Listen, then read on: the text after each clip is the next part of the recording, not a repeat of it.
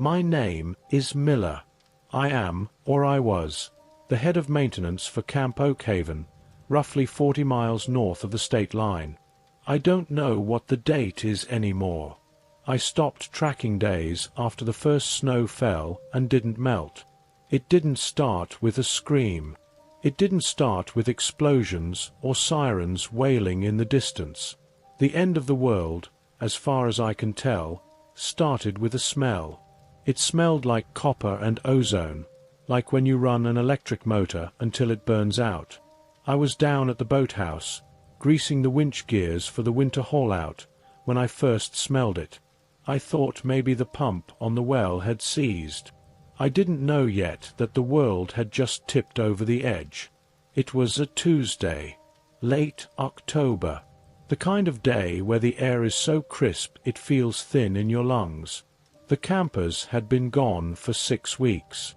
The seasonal staff, the counselors, the cooks, the lifeguards, they'd all packed up and headed back to civilization by Labor Day. It was just me.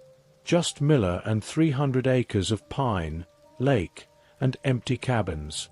I liked it that way. I took this job 5 years ago after the mill closed down and my knee finally gave out. I wasn't looking for excitement. I was looking for a paycheck that didn't require me to talk to people before my first cup of coffee. The off-season was my favorite time. It was just a list of tasks. Drain the water lines in the north bunks. Board up the rec hall windows. Service the tractor. Simple things. Problems you could solve with a wrench and some WD-40. That morning, I woke up at 6 o'clock, same as always. I lived in the caretaker's cottage, a small A-frame set back from the main gravel road, about a quarter-mile from the main lodge. I remember standing on my porch, coffee in hand, looking out at the lake. The water was glass, not a ripple. The fog was lifting off the surface in these slow, lazy ribbons. It was quiet, but looking back, it was too quiet. Usually, you hear the crows arguing in the hemlocks, or the squirrels chattering as they cache nuts for the freeze. That morning, nothing. I didn't think much of it. I just figured a hawk was circling nearby, keeping the small game grounded. I drank my coffee, black, pulled on my work boots, the heavy leather ones with the steel toes, and grabbed my jacket. My list for the day was heavy on plumbing. I needed to blow out the irrigation lines on the soccer field before the frost set in deep. I tossed my toolbox into the bed of the camp truck, an old rusted-out Ford F-150 that we only used on the property, and drove down toward the utility shed. The truck rumbled and shook, the suspension groaning over every root and rock. It was a comforting noise, a mechanical noise. I spent the first 3 hours of the day wrestling with a rusted valve on the irrigation pump. I scraped my knuckles, cursed a blue streak, and finally got the compressor hooked up. It was mundane work. It was normal. Around 10:30, the sky started to change. It wasn't a storm front. I know storms up here. I know how the clouds stack up over the ridge, grey and bruising. This was different. It was like someone had taken a dimmer switch to the sun. The light got weak, sickly. It turned this strange, filtered yellow, like looking through an old bruise. I wiped the grease off my hands with a rag and looked up. There were no clouds. The sky was just thick. A uniform, flat haze that seemed to be dropping lower by the minute. Then, the smell hit me again, stronger this time. Copper, burnt hair, ozone.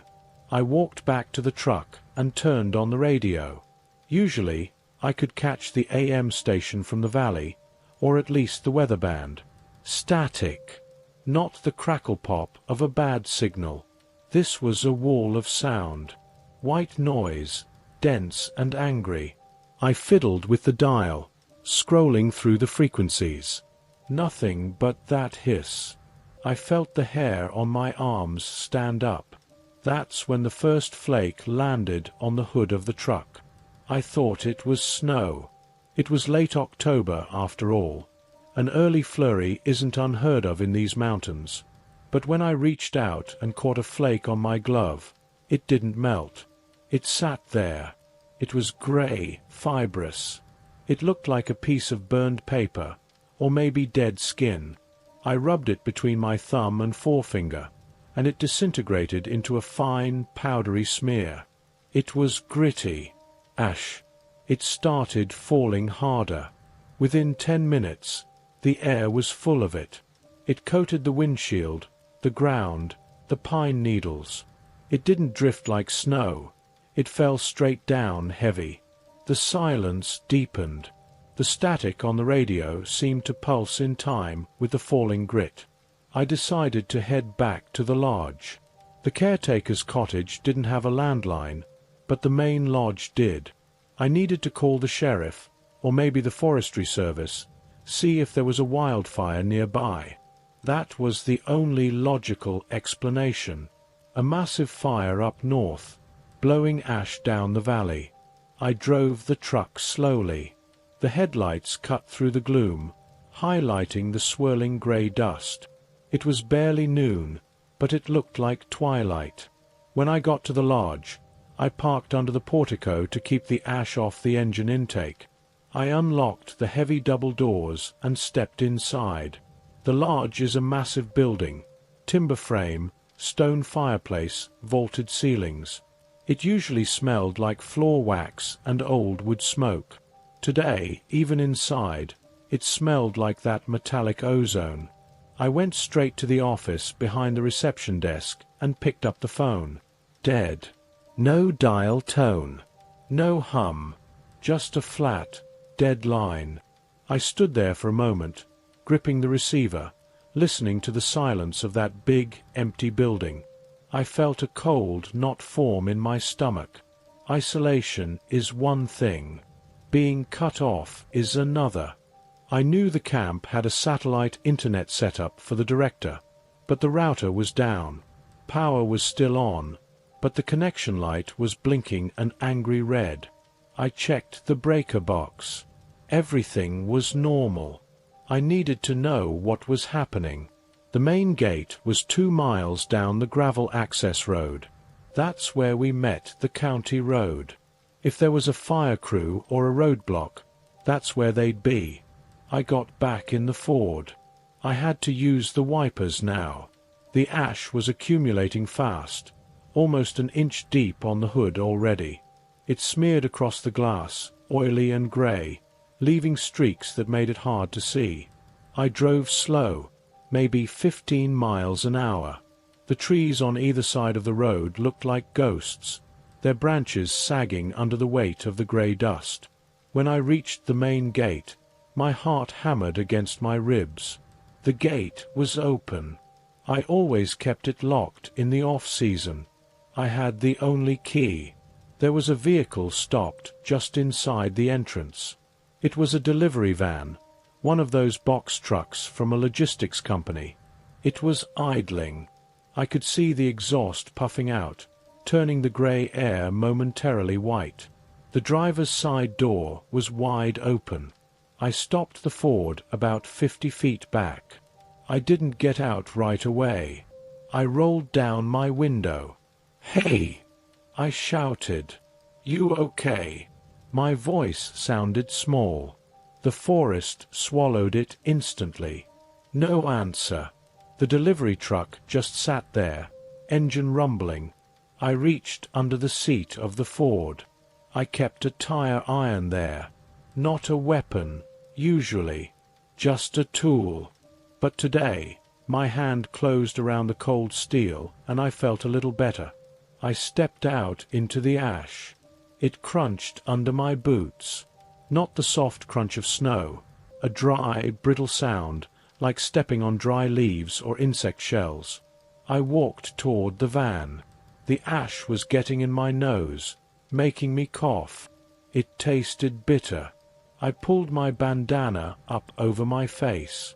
I got to the open door of the van and looked inside. The cab was empty. The keys were in the ignition. There was a clipboard on the passenger seat, a scanner, and a half-eaten bag of chips. It looked like the guy had just stepped out for a second. I looked at the ground. The ash had covered everything, but the truck had sheltered a small patch of dirt right next to the running board. There were footprints. One boot print, pointing away from the truck. And then a drag mark. Not a drag mark like someone pulling a heavy box. A drag mark like two heels scraping through the dirt, being pulled backward. I followed the trail with my eyes. It went from the truck, across the ditch, and into the dense tree-line. The ash was filling it in, smoothing out the edges, but I could still see the trench in the fallen leaves. I took a step toward the woods. Crack. A sound from the trees. A branch snapping. Heavy. Close. I froze. I gripped the tire iron so hard my knuckles turned white. "Is someone there?" I called out. Nothing. Then I heard it. A sound I will never forget as long as I live. It wasn't a growl. It wasn't a scream. It was a clicking sound. Wet, rhythmic clicking. Click, click, hiss. Click, click, hiss. Like someone trying to breathe with a throat full of fluid. It was coming from behind a large oak tree, maybe 30 feet in. I squinted through the falling ash. I saw a shape. It looked like a man, wearing the brown uniform of the delivery driver. He was standing with his back to me, facing the trunk of the tree. He was perfectly still. "Hey," I said, lower this time. "Buddy, you all right?" The figure twitched. A sharp, jerky spasm. Then, slowly, he began to turn. I didn't wait to see his face. Every instinct I had, every alarm bell built into my DNA from a million years of evolution, started screaming at once. Run. Leave. Now. I scrambled back to the ford, slipping on the slick ash. I threw the tire iron onto the floorboard and slammed the door. I fumbled the keys, dropped them, cursed, snatched them up. As I jammed the key into the ignition, I looked out the side window. The delivery driver had stepped out of the tree-line. He wasn't walking. He was lurching. His movements were wrong, too stiff, like his joints were rusted. But it was his face that made me stomp on the gas. From the distance, through the swirling grey, his face looked like it was gone. Just a smooth, grey surface where eyes and a nose should be. Like a wasp's nest had been built over his features. The Ford roared to life. I spun the tires, kicking up a rooster tail of gravel and ash, and fishtailed a U-turn. I didn't look in the rearview mirror until I was halfway back to the lodge. When I did, the road behind me was empty, just a tunnel of grey trees and falling dust. I drove straight to the main lodge. The caretaker's cottage was too small, too much glass. The lodge had solid timber doors, stone walls, and storm shutters. It was the strongest structure on the property. I parked the truck right up against the loading dock of the kitchen. I didn't kill the engine immediately. I sat there, breathing hard, my hands shaking on the wheel. I needed a plan. Panic is what kills you. That's what my dad used to say. Panic is the first thing that kills you. The cold is the second. I forced myself to think. 1. The phones are dead. 2. Something is wrong with the people, or at least that one driver. 3. The ash is everywhere. I killed the engine and ran inside. I went straight to the maintenance closet and grabbed the master key ring. Then I started the lockdown. I went to every window on the ground floor. The lodge has these heavy wooden storm shutters that we bolt from the inside during blizzards. I slammed them shut, one by one, dropping the iron bars into place. The banging of the wood echoed through the empty hall like gunshots. It took me an hour to secure the ground floor. By the time I finished, it was pitch black inside. The only light came from the emergency exit signs casting a sickly red glow on the floor. I found a flashlight and went to the kitchen. I checked the pantry. Since it was the off-season, we had cleared out most of the perishables. But the dry goods were still there, stuff that wouldn't freeze. Cans of tomato paste, 10-pound bags of rice, dried beans, coffee, a lot of coffee. I dragged a heavy prep table in front of the kitchen service door. It wouldn't stop a battering ram, but it would slow something down. I sat on the floor of the kitchen, back against the stainless steel stove. I checked my watch. 2 p.m. It felt like midnight. Outside, the wind had picked up. It wasn't howling yet, but it was whistling through the eaves. And underneath the wind, I could hear the ash hitting the roof. A steady, dry hissing. I remembered the clicking sound the driver made. Click, click, hiss. I checked the tire iron again. It felt pathetic. I needed something better. The director kept a shotgun in the office safe, a 12-gauge for bare scares. I knew the combination because I had to clean it every spring. I stood up. My knees popped. I walked through the dark dining hall toward the office. My flashlight beam cut through the dust motes dancing in the air. Even inside, the air was getting hazy. The lodge wasn't airtight. The ash was getting in. I reached the office door. It was open. I froze. I had closed that door when I tried the phone earlier. I was sure of it. I distinctly remembered the click of the latch. Now, it was ajar. Just an inch. I clicked off my flashlight. I stood in the dark, listening. Silence. Just the hissing on the roof.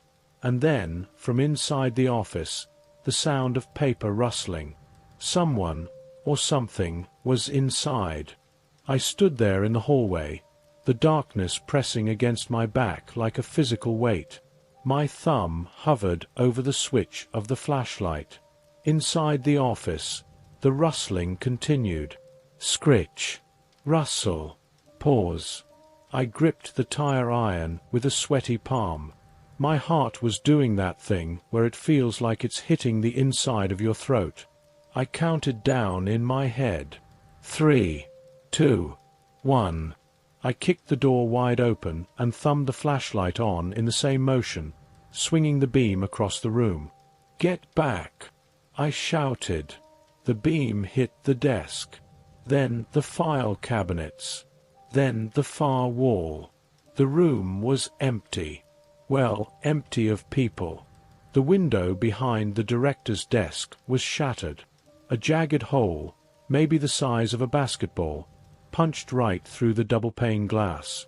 The floor was covered in glass shards and a thick, drifting dune of that grey ash.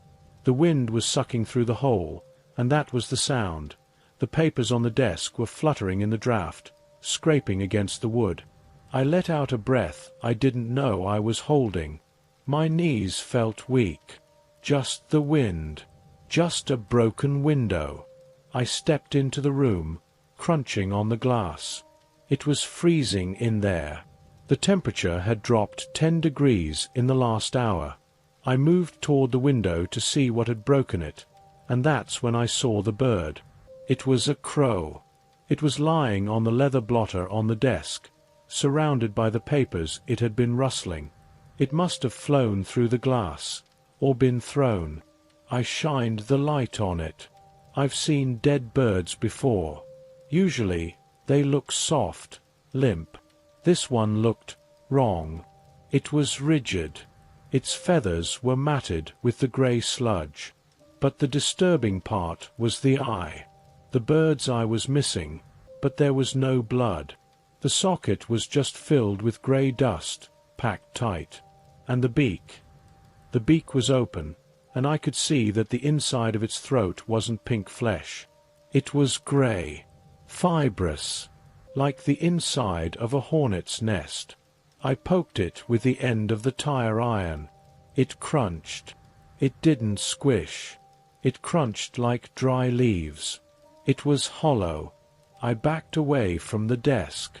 I didn't want to touch it. I didn't want to breathe the air in that room. But I needed the gun. I moved to the corner where the tall green safe stood. My hands were shaking so bad I messed up the combination twice. Left to 40. Right to 12. Left to 25. Click. The handle spun. I swung the heavy steel door open. Thank God. The Remington 870 Express was there, sitting in the rack. Synthetic stock, matte black finish. Beside it were 4 boxes of buckshot and a box of slugs. I grabbed the shotgun and checked the chamber. Empty. I loaded 5 shells into the tube, the mechanical clack-clack sound of the spring echoing in the quiet room. It was the most beautiful sound I'd ever heard. I grabbed the ammo boxes and stuffed them into my jacket pockets. Then I looked at the broken window. I couldn't leave it open. The ash was pouring in like grey sand. I grabbed a framed certificate off the wall. Some award the camp one in 2018. Smashed the glass out of the frame and used the heavy wooden backing to cover the hole in the window. I didn't have nails, so I wedged the director's heavy oak chair against it to hold it in place. It wasn't perfect, but it stopped the wind. I turned to leave, shining the light one last time on the dead crow.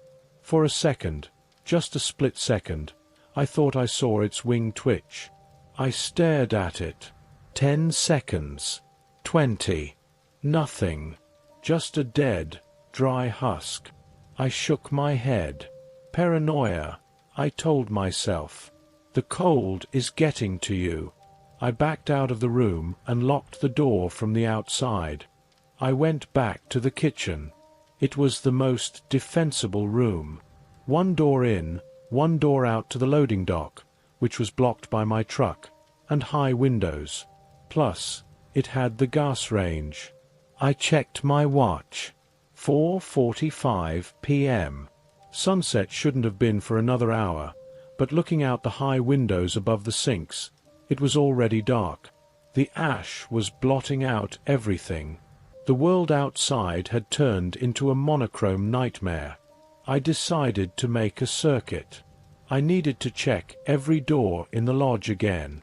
With the shotgun in my hands, I felt a little braver. I walked the perimeter of the great room. The lodge is basically one giant cavern. Huge vaulted ceilings, a massive stone fireplace in the center, and a second-floor balcony that runs around the edges looking down. The windows face the lake. I didn't open the shutters, but I put my ear against them. The wind had died down. The silence was back. But now, it wasn't empty. I heard footsteps on the gravel path outside.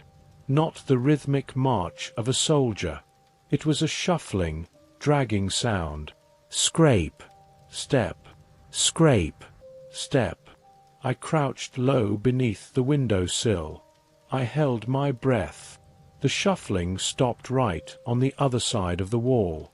Maybe 6 inches of wood and stone separated me from whatever was out there. Then, a sound. It was a thud. Soft, rhythmic, like someone banging their head gently against the siding. Thump, thump, thump. It went on for a minute. Then it stopped. I heard a voice. It was muffled, low. Open. Just 1 word. It didn't sound like a demand. It sounded like a recording being played at the wrong speed. Flat. Monotone. Open. I gripped the shotgun tighter. I didn't answer. I knew, somehow, that answering would be a mistake. If I spoke, I acknowledged it. If I acknowledged it, it became real. The footsteps started again. They moved away, down toward the lakefront. I let out a shuddering breath and retreated to the kitchen. I wasn't alone. There was someone, or something, patrolling the grounds. I made coffee. It's a stupid thing to focus on, I know, but I needed the routine. I boiled water on the industrial gas stove, poured it through a filter cone. The smell of the coffee fought the metallic ozone stench, pushing it back just a little. I dragged a mattress from the nurse's station into the kitchen and laid it out behind the prep island. This was my bunker now. I sat there in the dark, sipping the hot coffee, listening to the building settle. Old wood expands and contracts. Every pop and creak made me jump. I started thinking about the delivery driver. The way his face looked. Smooth. Gray. I thought about the crow. Hollow. I pulled my notebook out, the one I use for maintenance logs, and clicked my pen. I wrote down what I knew. 1. The event started approximate 10:30 a.m. 2. Ash causes signal interference. 3. Ash appears to desiccate, dry out, biological matter. 4. Hostiles, at least one confirmed, delivery driver. Possible others. 5. Do not open the doors. I looked at the list. It felt clinical. It felt like I was writing about a broken boiler, not the end of my life. Around 8 p.m., the temperature in the lodge plummeted. The heating system runs on propane, but the tanks are outside near the maintenance shed. I hadn't checked the levels in a month. If they ran dry, I'd freeze. I got up to check the thermostat near the pantry. That's when I heard the glass break. It came from the basement stairwell. The lodge has a full basement. It's mostly storage, old canoes, life jackets, boxes of craft supplies.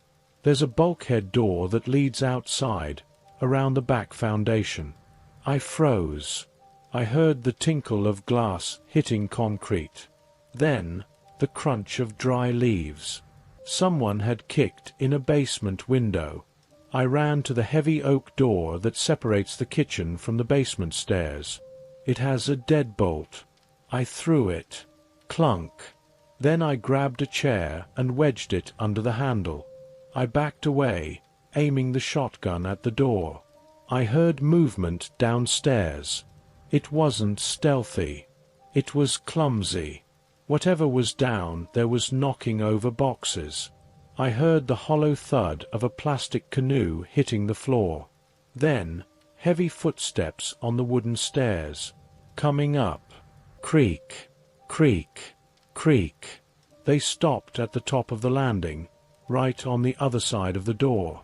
I could hear breathing, but it wasn't normal breathing. It sounded like wind blowing through dry reeds. A raspy, rattling intake. HHH click.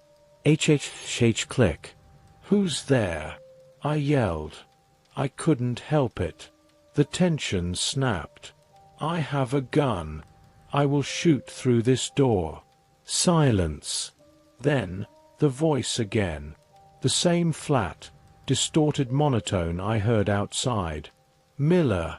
My blood ran cold. It knew my name. Miller. Cold. It is. Cold. It sounded like the delivery driver. But the cadence was all wrong. It was like a child reading words they didn't understand. Go away. I screamed. Let us in. Miller. Open. I'm warning you. The doorknob jiggled. Slowly at first, then violently. The lock rattled in the frame. The chair I'd wedged under the handle groaned under the pressure. The thing on the other side was strong. Much stronger than a man should be. Bang. It threw its weight against the door. The wood splintered around the frame. Dust showered down from the ceiling. Bang. Open. Open. Open. It was chanting it now. No emotion. Just a repetitive, mechanical loop. I pumped the shotgun. Clack, clack. Last warning. Bang. The door bowed inward. I saw the wood around the deadbolt crack. One more hit and it would give. I didn't wait. I squeezed the trigger. The recoil of the 12-gauge hit my shoulder like a hammer. The sound was deafening in the enclosed kitchen. The blast punched a jagged hole right through the center of the door, about chest height. The banging stopped instantly. My ears were ringing. I could smell the cordite, sharp and sulphurous, mixing with the ozone. I kept the gun trained on the hole. Stay back. I expected a scream. I expected groaning. There was nothing. I stepped closer, flashlight beam trembling. I shined it through the hole I'd just made. There was something standing there on the landing. The buckshot had hit it dead center. I could see the torn fabric of the brown uniform. I could see the chest cavity. But there was no blood. When you shoot a living thing with buckshot at close range, it's messy. It's wet. This was dry. A cloud of grey dust was billowing out of the wound, drifting through the hole in the door like smoke. The thing's chest had cracked open like a clay pot. Inside, I saw grey fibers, twisted and knotted together where organs should have been. The thing stood there for another second, swaying. Then, it leaned forward. An eye appeared at the hole. A grey, dead eye. "Miller," it whispered. Then it collapsed. It sounded like a pile of firewood hitting the stairs. It tumbled down, thump, thump, thump, all the way to the bottom concrete floor. I didn't open the door. I didn't go check the body. I grabbed the prep table, the big heavy stainless steel one, and I dragged it across the floor. The metal legs screeched against the tile. I jammed it against the door. Then I grabbed the refrigerator, grunting with the effort, and shoved it alongside the table. I built a barricade, a wall of steel and heavy appliances. I slumped down against the opposite wall, clutching the shotgun. My hands were shaking so bad I almost dropped it. It didn't bleed. It didn't scream. It just broke.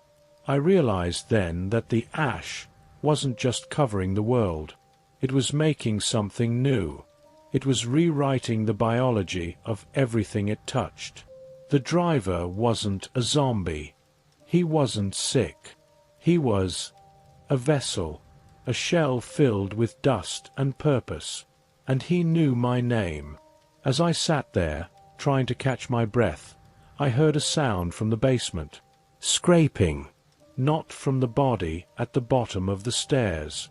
From the window. The broken window. More of them were coming in.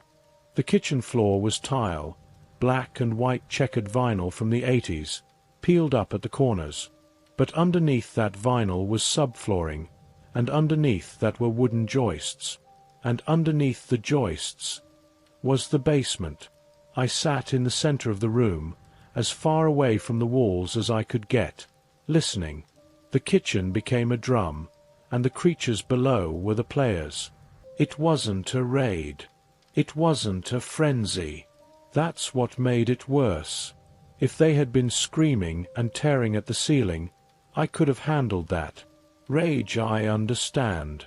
But this was industry. I heard crates sliding across the concrete. I heard the clink of metal tools being picked up and dropped. They were scavenging. They were down there in the dark, moving through the camp's storage, shifting things around. Then I noticed the smell changing. The kitchen had those old brass heating registers cut into the floor, big heavy grates that connected directly to the furnace ducts in the basement. A puff of grey dust rose from the vent near the refrigerator. Just a small cloud, like someone had clapped erasers together. Then another. I crawled over to it, keeping the shotgun leveled at the door. I peered down through the brass slats. It was pitch black down there, but I could hear them breathing. That wet, clicking rattle. H click. They were right under the vent. Standing there, breathing up into the room. The smell that drifted up wasn't just the metallic ozone anymore. It smelled like old libraries, like rot and parchment. I grabbed a roll of duct tape from my toolbox. I ripped off strips, long and jagged, and slapped them over the grate. I sealed it tight, layer after layer, until the brass was completely covered in silver tape. I did the same to the other 2 vents in the room. It felt like putting a band-aid on a bullet wound, but I couldn't have that air coming up here.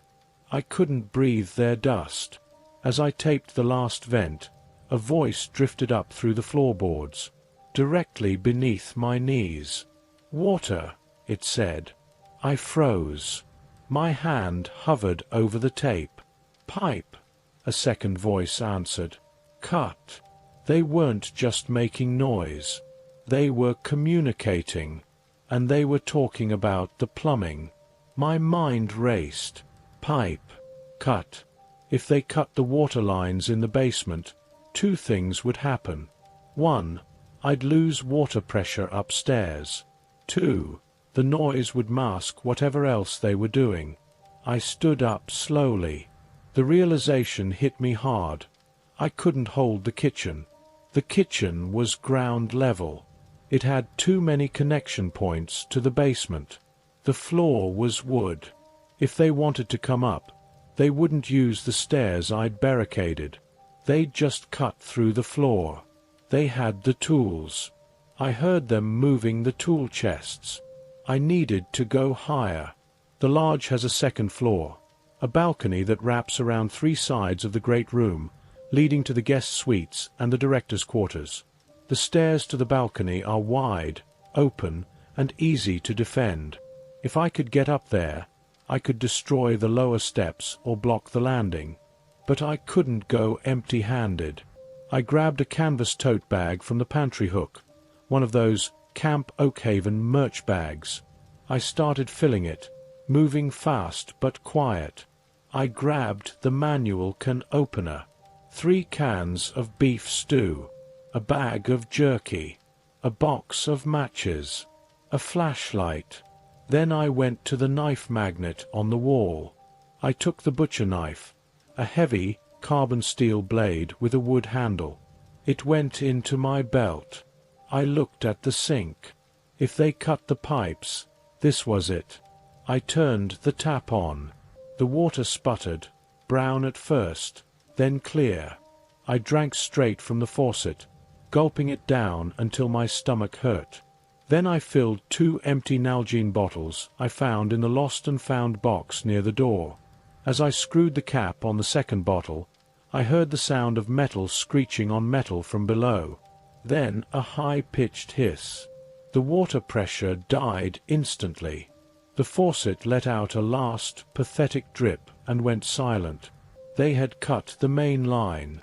"Smart," I whispered to myself. "You ugly bastards are smart." I shouldered the bag, grabbed the shotgun, and looked at the door leading to the great room. The kitchen was safe for now, but it was a trap. The great room was a cavern of shadows, huge windows, and open space. Crossing it would be a nightmare. But staying here meant waiting for a saw blade to come up through the vinyl. I took a deep breath. Move or die, Miller. Move or die. I unlocked the door to the great room. The latch clicked loudly. I winced. I pushed it open and stepped out. The great room was freezing. The wind outside had picked up again, and even though the shutters were closed, the draft was cutting through the gaps. The room was vast. The ceiling peaked 40 feet overhead. The mounted moose head above the fireplace was just a silhouette in the gloom. It was quiet. Too quiet. I swept the flashlight beam across the floor. The rugs were covered in a fine dusting of ash that had leaked in.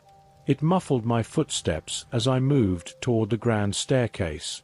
I was halfway across the room, passing the big leather sofas arranged around the fireplace, when I heard a sound from the main entrance doors. Scratch, scratch, like a dog wanting to be let in. I stopped. I killed the light. I stood in the dark, eyes adjusting to the grey gloom. The main doors are massive double oak slabs with iron hinges. They were bolted. I checked them myself. "Miller," a voice called from outside. It wasn't the robot voice this time. It was soft, almost feminine. "Miller, it's Sarah. Open up. Please." My heart stopped. Sarah. Sarah was the head counselor. She left in September. She was back in Boston. She couldn't be here. "I'm hurt, Miller. It's so cold. The van crashed. Please." It sounded exactly like her. The inflection, the slight lisp on the S. I took a step toward the door. My brain wanted to believe it. Maybe she came back to close up the office? Maybe she was in the delivery truck? "Miller," the voice said, and then it giggled. That giggle. It was wrong. It didn't have any humor in it. It was just a sound file being played, a mimicry of joy that sounded like grinding glass. Then the voice changed. It dropped an octave. It became the dry, rasping drone again. "Open the skin. Miller." I backed away, terrified. They weren't just learning words. They were accessing memories. Or maybe the ash. Maybe the ash connected them. I turned and ran for the stairs. I didn't care about noise anymore. I sprinted up the wide wooden steps, taking them two at a time. As I reached the landing, I heard the main door handles rattle violently. They were testing the bolts. I made it to the balcony. I looked down into the dark pit of the great room. It was empty, but the doors were shaking in their frames. I needed to block the stairs. There was a heavy antique wardrobe at the top of the landing, a decorative piece where we kept spare linens. I slung the shotgun over my back and put my shoulder into it. I pushed. My boots slipped on the floor. I gritted my teeth and shoved with everything I had. It tipped. It fell forward with a crash that shook the whole building. It slammed into the banister, splintering the wood, and wedged itself sideways across the top of the stairs. It wasn't a wall, but nobody was walking up those stairs without climbing over it. I backed away, chest heaving. I was on the second floor. I had the high ground. I retreated into the director's suite. It's the biggest room on the second floor, directly overlooking the lake. It has a heavy door and its own bathroom. I locked the door and dragged a dresser in front of it. Then I went to the window. The director's office had a large picture window. I hadn't shuttered this one because it was on the second floor and facing the water. I walked over to it and looked out. The moon must have risen, because the darkness had lifted slightly. But the light was wrong. It was diffused, glowing through the cloud layer like a spotlight through a dirty sheet. What I saw took the breath out of me. The lake was gone. It wasn't water anymore. It was a flat, grey plain. The ash had fallen so thick that it coated the surface of the water, forming a crust.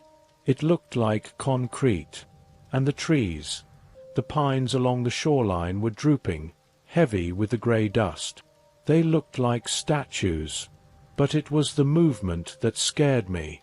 Down on the lawn, between the lodge and the lake, there were shapes. Dozens of them. They were standing in the ash, perfectly still, facing the lodge. Men, women.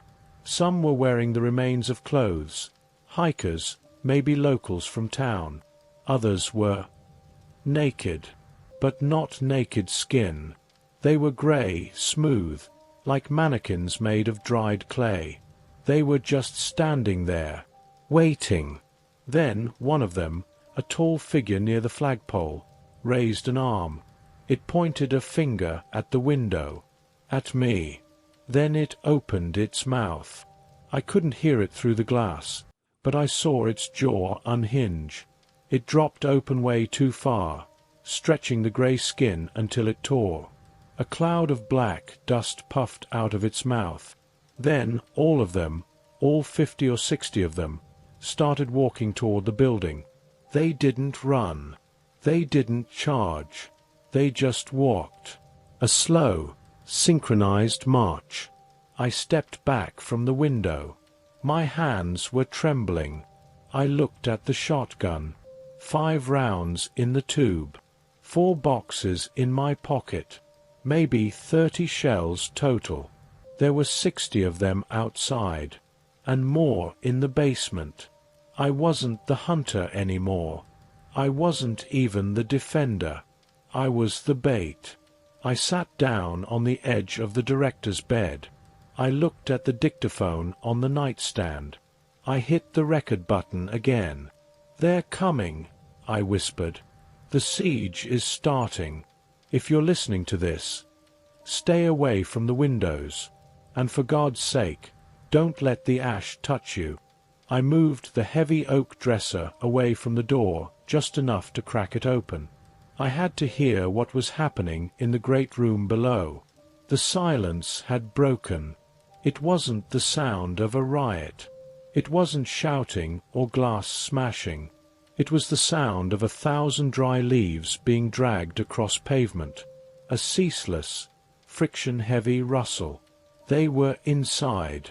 The front doors must have given way, or maybe they just poured through the windows I hadn't boarded up fast enough. I could hear them on the hardwood floor of the great room. Dozens of feet. Maybe hundreds. Scuff. Drag. Click. Scuff. Drag. Click. It sounded like insects. Like a colony of termites magnified 1,000 times. I sat with my back against the wall, shotgun across my knees, staring at the blocked staircase. The wardrobe I'd tipped over was heavy, solid mahogany, but against 50 of those things, it was just a speed bump. Then the sound changed. I heard a scratching noise. Not from the stairs. From the walls. I scrambled to the center of the room, shining my light at the exterior wall, the one facing the lake. Scratch. Dig, scratch. They weren't just using the stairs. They were climbing. The lodge has rough-hewn log siding. Plenty of handholds if you have fingers that don't feel pain. If you can dig your nails in until they break and just keep climbing. I saw the heavy velvet drapes over the window twitch. I raised the shotgun. "Come on," I whispered. My throat was so dry it hurt to speak. A shadow moved across the gap in the curtains. A hand, grey, elongated, with fingers that looked like burnt twigs, slapped against the glass from the outside. Then another hand. They were scaling the sheer face of the lodge. I couldn't stay in the director's suite. If they broke that window, I'd be cornered. I needed somewhere with no windows. Somewhere tight. The attic. The lodge has a massive attic space that runs the full length of the building. It houses the HVAC ducts, the chimney flues, and 40 years of bat guano. But it only has one entrance, a pull-down ladder in the hallway ceiling, right outside this room. I grabbed my bag. I checked my pockets for the shells. I took a deep breath. I was about to make a run for the hallway when the voice came back. "Miller." It wasn't coming from outside this time. It was coming from the hallway. Just on the other side of the door I was hiding behind. "Miller. The ash is warm. Join us." It was the delivery driver's voice again. But it was closer. He must have climbed the balcony before I blocked the stairs. Or maybe he was already up here, hiding in one of the guest rooms, waiting for me to come out. I looked at the window. The hands were slapping against the glass faster now. Thump, thump, thump. The glass was vibrating. It wouldn't hold much longer. I had a choice. Stay here and get swarmed from the window, or go out into the hall and face whatever was waiting. I chose the hall. I killed the flashlight. I didn't want to give away my position instantly.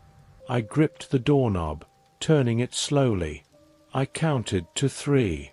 I threw the door open and stepped out, leveling the shotgun at hip height. The hallway was long and shadowed, lit only by the faint grey light filtering up from the great room below.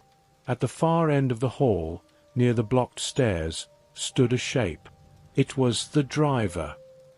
He was leaning against the wall, casual, like he was waiting for a bus. But his head was tilted all the way back, touching his spine. He was looking at the ceiling. When I stepped out, his head snapped forward with a sound like cracking celery. "Found you," he rasped. He didn't rush me. He just started walking. But behind him, crawling over the toppled wardrobe, came another one. This one was small. A child? No, a camper. A kid who must have gotten left behind, or... No, camp ended months ago. It must have been a local kid. The small one moved on all fours, scuttling like a spider. I didn't hesitate. I pumped the shotgun and fired at the driver. Boom!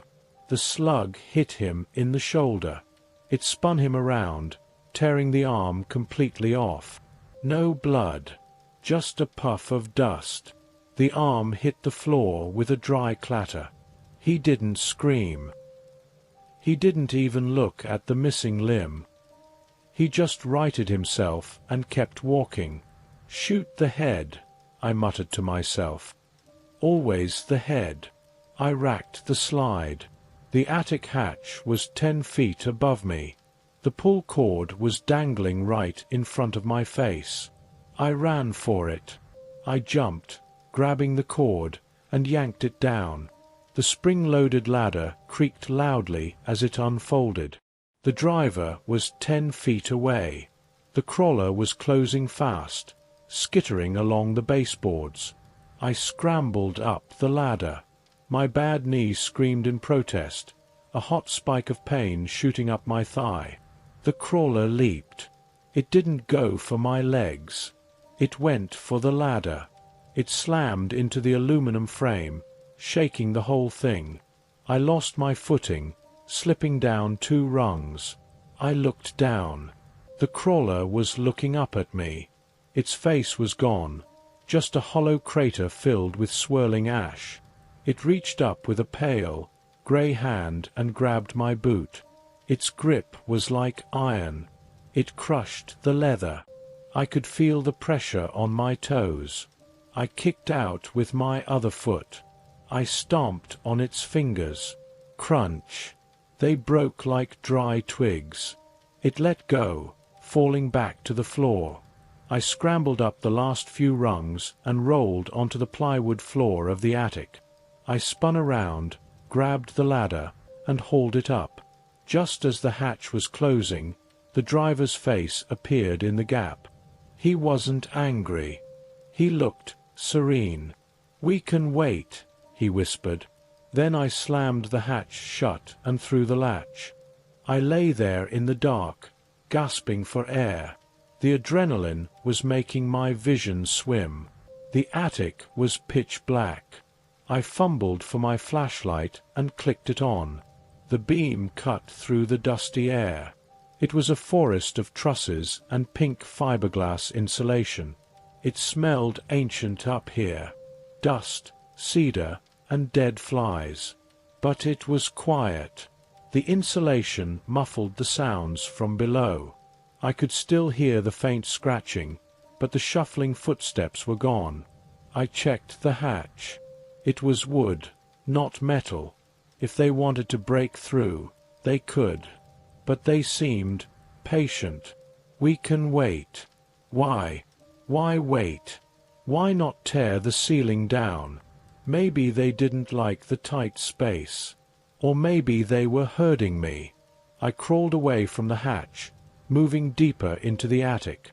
There was a catwalk made of 2x4s that ran down the center spine of the building. I stayed on it. One wrong step and I'd put a foot through the drywall ceiling of the rooms below. I needed a way out.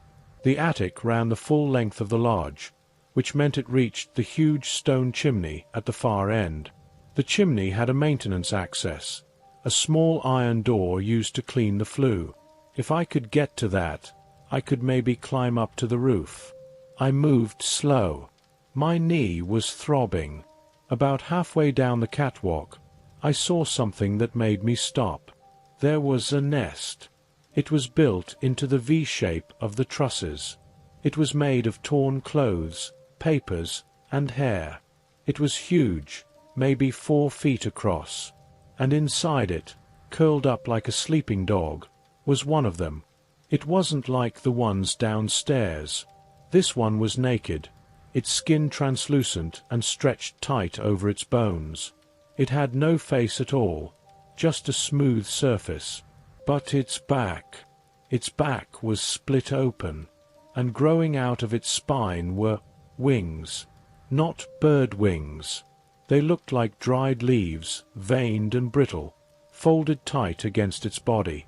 It was hibernating, or evolving. I turned off my light instantly. I stood in the dark, heart hammering.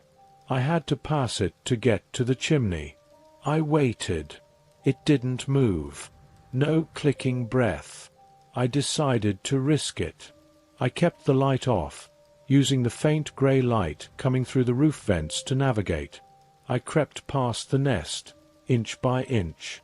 I was almost clear when my boot scuffed a nail head on the catwalk. Scree. The sound was tiny. But in that silence, it was a gunshot. Behind me, I heard a dry rustle, like paper unfolding. I didn't look back. I moved. I reached the chimney stack. The iron door was there, rusted shut. I jammed the tip of my knife into the latch and pried. Clang! The door popped open. A blast of cold air hit me. And ash. The flue was open to the sky. I heard a hiss behind me, a sound like a tea kettle boiling dry. I turned on the flashlight and spun around. The thing in the nest was standing up. The wings were spreading. They were huge, spanning the width of the attic. It didn't have a mouth, but the sound was coming from its chest. A vibration. It lunged. I didn't shoot. I was afraid the muzzle flash would ignite the old dust and insulation. I threw myself into the chimney access. It was tight, just a 2-foot square opening. I scraped my shoulders, my belt snagging. I kicked my legs, pushing myself into the soot-covered darkness of the flue. The winged thing slammed into the brickwork right where my head had been a second ago. I heard its wings break against the stone. Snap. Crunch. It shrieked, a sound that vibrated in my teeth. I grabbed the iron rungs inside the chimney. They were cold, slick with soot. I started to climb. 10 feet. 20 feet. The air got colder. The ash started falling on my face, blinding me. I reached the top. The chimney cap. It had a wire mesh to keep raccoons out. I punched it. It didn't budge. Below me, I heard scraping in the flue. The thing was following me up. It was squeezing its broken body into the chimney. "Come on!" I screamed. I braced my back against one side of the flue and my feet against the other, and I pushed up with the shotgun barrel against the mesh. The rusty wire groaned, then popped. I shoved the mesh aside and pulled myself up, rolling out onto the roof of the main lodge. I lay there for a second, gasping, staring up at the sky. The sky wasn't yellow anymore. It was a deep, bruising purple. And the ash was glowing, faintly, like phosphorescent algae in the ocean. I rolled over and looked at the chimney. A hand reached out of the flue, pale, long. I racked the shotgun. "Not this time," I said. I shoved the barrel right against the hand and pulled the trigger. Boom! The hand disintegrated. The creature let out a low wail and fell back down the shaft. I heard it hit the metal door at the bottom with a wet thud. I was on the roof. I was safe. Or so I thought. I stood up, bracing myself against the wind. The roof was steep, covered in slate tiles made slick by the ash. I looked out over the camp. From this height, I could see everything. I could see the frozen lake. I could see the rows of cabins. And I saw the fires. To the south, down in the valley where the town should be, there was a glow. But it wasn't electric light. It was fire. The whole horizon was burning. And closer, down by the maintenance shed, there was a light. A strobe light. It was the amber warning light on top of the snowcat. It was flashing. Blink, blink, blink. The snowcat was parked outside the shed. And the engine. I could hear the faint rumble of the diesel engine. Someone was down there. Or the engine had been left running. The snowcat was a tank. It had treads. It could push through anything. It had a heated cab. If I could get to that machine, I could drive out of here. I could crush these things under the tracks. But the shed was 300 yards away, across open ground. And the ground was moving. I looked down at the courtyard below. The 50 creatures I saw earlier were still there. But now, they were all looking up. 50 blank, grey faces, tilted toward the roof. They knew I was here. And then, I saw the trees shaking. Not from the wind. Something big was moving through the pine forest at the edge of the camp. Trees were snapping. I saw a pine tree, a 60-footer, sway and then topple over. Whatever knocked it down was coming toward the lodge. I checked my ammo. 2 rounds in the gun. 3 boxes in my pocket. "Okay," I said to the wind. "We go to the shed." But I couldn't climb down. That was suicide. I looked at the roofline. The lodge connected to the dining hall via a covered breezeway.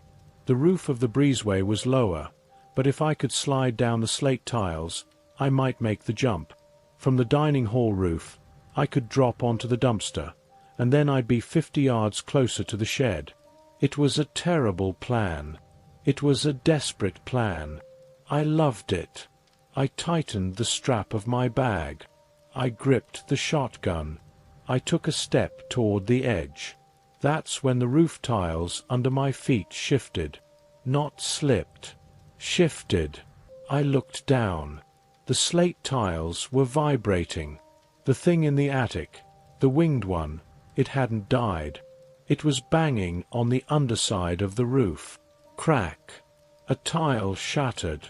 A grey hand punched through the roof right between my boots. I didn't wait. I ran. I sprinted down the slope of the roof, ash flying, and launched myself into the void toward the breezeway. I hit the roof of the breezeway like a sack of wet cement. It was a 10-foot drop, but with the momentum and the slope, it felt like 20. I landed on my side, rolling to absorb the impact, but my bad knee slammed into the slate tiles. Crack. Not the bone, thank God. But the feeling was instant, white-hot lightning shooting up my thigh and settling into a deep, sickening throb in the joint. I slid. The ash on the roof acted like ball bearings. I clawed at the tiles, my fingernails tearing, boots scrambling for purchase. I slid right to the edge, my legs dangling over the drop. I gasped for air, staring down. Below me, directly under the eaves, 3 of the grey men were looking up. They didn't reach for me. They just opened their mouths, waiting for me to fall into them. I kicked back, scrambling up the slope of the breezeway roof toward the flat top of the dining hall. I dragged myself over the lip of the parapet and rolled onto the tar and gravel surface. I lay there for 3 seconds. That was all I allowed myself. 1, 2, 3. I forced myself up. My leg buckled, then held. I limped to the edge and looked back at the main lodge. The hole in the roof where I'd escaped was smoking. A plume of grey dust rose into the purple sky. Then, the thing crawled out. The creature from the attic. It pulled itself onto the peak of the roof. Its wings were shredded, hanging in tatters like dead leaves. It stood up on 2 legs, legs that were too long, with extra joints, and let out that vibrating shriek again. It tried to fly. It spread those broken wings and leaped. It didn't soar. It plummeted. It hit the courtyard stones with a sound like a bag of china being dropped. Crash. But it didn't die. I saw it twitching down there, surrounded by the mob. The other grey men stepped back, giving it space. They weren't eating it. They were revering it. I turned away. I couldn't watch. I had to move. The dining hall is a single story. The back leads to the loading dock where the dumpsters are kept. I limped across the roof, the gravel crunching under my boots. I reached the back edge. The dumpster was there, lid open, piled high with trash bags from the end-of-season cleanup. It was a 6-foot drop. "Don't think," I muttered. "Just go." I swung my legs over and dropped. I landed in the trash. It was soft, but it smelled of rot, sweet garbage rot, not the chemical smell of the ash. I scrambled out, falling onto the asphalt of the service road. I was on the ground now. Level 0. The maintenance shed was 300 yards east. I could see the amber strobe light reflecting off the low-hanging haze. Flash, flash, flash. But between me and that light was the open field used for archery practice. And the field was moving. The ash on the ground was deeper here. Shin-deep drifts. It was like running in dry sand. I started jogging, keeping my profile low. My knee screamed with every step, a dull grinding sensation, but the adrenaline was masking the worst of it. I made it past the first row of archery targets, hay bales rotting on wooden stands. Then, a shape rose up from the ground in front of me. It had been lying in the ash, perfectly camouflaged. It stood up, a woman, wearing a torn flannel shirt. Half her face was gone, revealing the grey honeycomb structure underneath. She didn't make a sound. She just lunged. I didn't have time to aim. I swung the butt of the shotgun. The stock connected with her jaw. It didn't feel like hitting flesh and bone. It felt like hitting a papier-mâché statue. Her head snapped back, and the entire lower half of her face just crumbled. Dust sprayed into my eyes. She staggered back, but she didn't fall. She reached for me with hands that looked like talons. I racked the slide. Clack, clack. I fired from the hip. The blast took her in the chest. It blew a hole right through her. I saw the trees on the other side through her torso. She collapsed into a pile of grey flakes and clothes. The gunshot echoed across the valley. Mistake. Immediately, the rustling sound around me intensified. To my left, to my right, shapes were standing up from the snow. The field was full of them. I stopped trying to be stealthy. I ran. "Get to the light," I chanted. "Get to the light." I could hear them behind me. They weren't fast sprinters, but they didn't get tired. They didn't stumble. I pumped the shotgun as I ran, ejecting the spent shell. A figure stepped out from behind a hay bale, blocking my path. It was big, a man in a maintenance uniform. I recognized him. It was Dave, the groundskeeper, or what was left of him. "Dave, move!" I screamed. Dave didn't move. He opened his arms like he wanted a hug. I fired. The shot hit his leg. His knee disintegrated.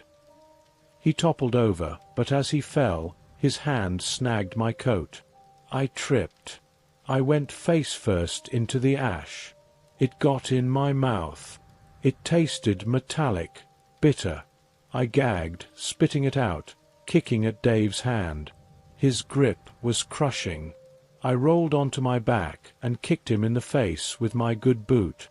His head crunched, and the grip loosened. I scrambled up, gasping, wiping the ash from my eyes. I was 50 yards from the shed. I could hear the diesel engine now. It was running, a low, rhythmic chug. But then the ground shook. I stopped. The vibration came up through the soles of my boots. To my right, near the edge of the woods, the trees were parting. I saw the thing that had knocked down the pine tree earlier. It wasn't a giant man. It wasn't a bear. It was a ball. A rolling, shifting mass of limbs and grey flesh. It looked like 5 or 6 people had been melted together, fused by the ash into a single grotesque knot. Arms flailed from the sides, pulling it along the ground. Legs kicked uselessly in the air. Multiple heads bobbed on the surface, all eyes wide, all mouths open. It was huge, maybe 8 feet tall, and it was fast. It rolled over a sapling, snapping it like a toothpick. It was heading for the shed. It was heading to cut me off. I looked at the shed door. It was a heavy steel rolling door. It was closed, but the side personnel door was open. That's where the light was coming from. I had to beat that thing to the door. I sprinted. My lungs burned. The ash was clogging my throat. The cluster, that rolling nightmare, let out a sound. It was a chorus. 6 voices screaming in unison, overlapping, discordant. Hunger! I raised the shotgun, firing my last round at the mass. The slugs hit it, puffing dust, but it didn't even slow down. It just absorbed the impact. I reached the concrete apron of the shed. The cluster was 20 feet away. I could smell it now, rotten meat and ozone. I dove for the open door. I hit the concrete floor of the shed and scrambled inside, kicking the door shut with my heel. Bang! The cluster slammed into the wall outside. The metal siding buckled. The whole building shuddered. I locked the deadbolt. My hands were shaking so bad I almost snapped the key off. "Safe," I wheezed. "Safe."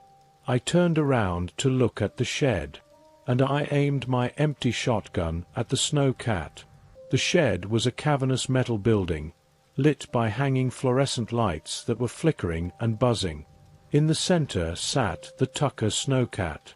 It's a beautiful machine. Orange paint, 4 independent tank treads, a glass cab that looks like a helicopter cockpit. It's built for the worst weather on Earth. The engine was idling rough. The exhaust pipe was venting grey smoke into the shed, and sitting in the driver's seat was a man. I froze. "Hey!" I shouted. He didn't move. I walked closer, keeping the gun raised, using it as a club now. It was Pete, the mechanic from town who came up to service the heavy equipment. He must have been here working when the ash fell. Pete. I climbed up onto the tread and looked through the glass. Pete was dead. But he wasn't infected. He had a pistol in his hand, a small .38 revolver, and there was a hole in his temple. He had chosen the easy way out. I felt a wave of sadness, but it was quickly washed away by relief. He hadn't turned. The cab was clean. I opened the door. Pete's body slumped against the seatbelt. "Sorry, Pete," I whispered. "I need the ride." I unbuckled him. It was hard work. He was heavy, dead weight. I dragged him out of the cab and lowered him onto the concrete floor. I took the revolver. It had 5 rounds left. I put it in my belt. I climbed into the driver's seat. It was still warm. The dashboard was lit up like a Christmas tree. Fuel gauge, half tank, enough to get to the highway. I revved the engine. The diesel roar was loud, comforting. Crash. The personnel door I had just locked flew across the room. It tore right off the hinges. The cluster squeezed through the frame. It had to compress itself, bones breaking and reforming to fit. It poured into the room like grey slime, then reformed into its ball shape, and behind it, the others were pouring in. The driver, the woman, the horde. I slammed the cab door and locked it. I grabbed the stick shifts. The snowcat steers with levers, like a tank. "Let's see how you like heavy metal," I growled. I slammed the levers forward. The tracks engaged with a lurch. The machine leaped forward. The cluster was right in front of me. I didn't swerve. I hit the cluster doing 20 miles an hour. The sound was hideous. Wet, crunching, grinding. The machine shuddered as the tracks climbed up over the mass of bodies. I saw faces pressed against the windshield, eyes wide, mouths screaming silently, before they were pulled under the treads.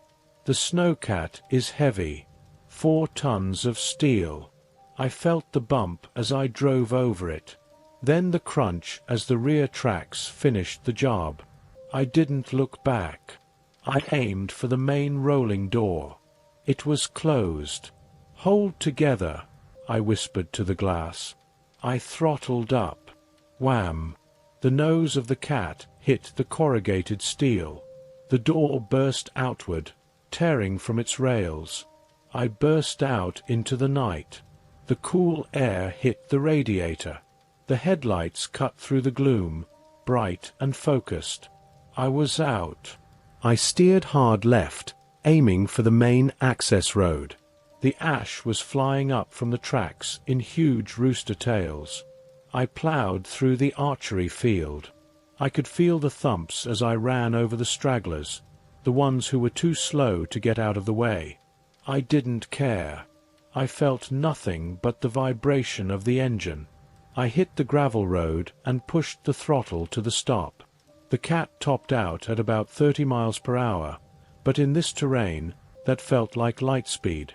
I drove past the main lodge. I looked up at the roof.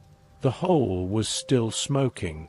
The building looked like a skull in the darkness, the windows like empty eye sockets. "Goodbye," I said. I drove past the main gate, where the delivery truck was still idling, its fuel probably long gone. I kept driving, mile after mile. The further I got from the camp, the thinner the ash became. It was still falling, but the heavy drifts turned to a dusting. The purple sky faded to a dull, bruised grey. I didn't stop until I hit the state highway, 10 miles down the mountain. The highway was a graveyard, cars abandoned, doors open, but no people, no grey men. I pulled the cat over to the shoulder and killed the engine. The silence rushed back in. I sat there for a long time, just listening to the engine tick as it cooled. I looked at the revolver Pete had left me. I looked at my hands. They were covered in soot and dried blood. Some mine, some theirs. I picked up the dictaphone. I rewound the tape a bit. Then hit record. This is Miller. I made it out of Camp Oakhaven. I don't know if anyone is left to hear this. I don't know if the valley is any better. But I have a tank. I have fuel. And I know how to kill them. I looked out at the dark road ahead. I'm heading south. Miller out. Click.